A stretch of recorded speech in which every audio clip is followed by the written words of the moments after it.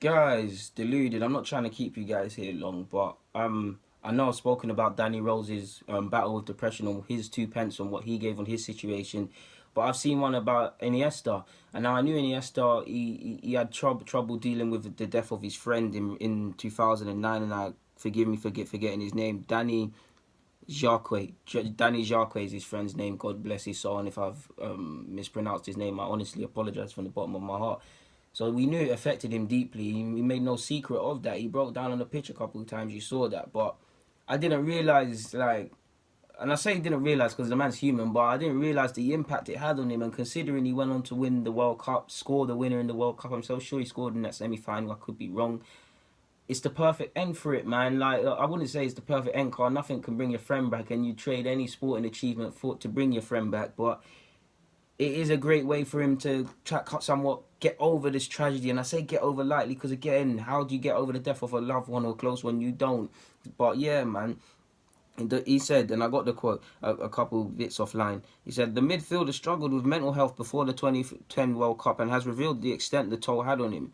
Iniesta has revealed he felt like he could not take it anymore as he suffered with depression following the death of his friend Danny Jorge. Jorge died in 2009 when he suffered a heart attack while on pre-season duty with Espanyol.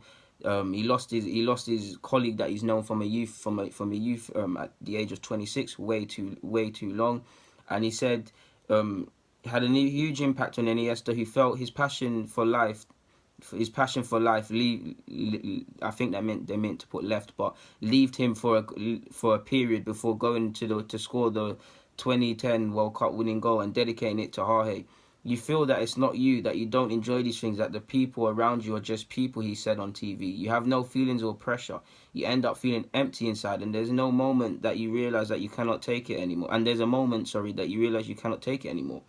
It's crazy, man. It's crazy. It's crazy. I mean, you're seeing what a man's having to deal with before the World Cup. I mean, if someone's life is rosy, they've never dealt with any tragedy, even if they went into a World Cup with a clear mind, it's still difficult to focus. So imagine being in Iniesta, being that Barcelona player where everybody knows you, everybody wants pictures with you, everybody wants to know what you're doing and all these things there. But no one really wants to know how you feel. Having to somewhat stay composed and try and seek help and do all of these things when you're in the public eye, it must have been a madness, especially in regards to the World Cup, because there was talk of will the Barca and Madrid players be able to play together. There was talk of Spain not being able to do it. There was all this sort of noise, and for him to be able to somehow filter out the noise and focus on what's important, I mean, to be honest, I can kind of sympathise with Iniesta, because if my friend died and I felt like this, you're not really going to care what people are saying on the sporting front.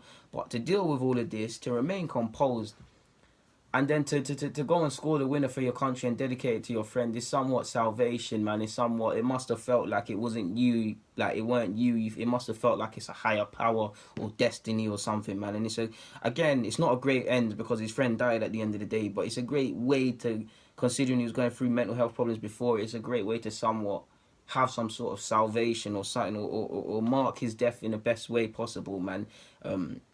And he's got to feel a tiny bit better now about that death. I mean, how do you ever? I personally know some people's deaths, friends and family, has scarred me for life. To be fair, and I'll never get over it. So by that logic, I don't think he will. But Iniesta, please stay strong.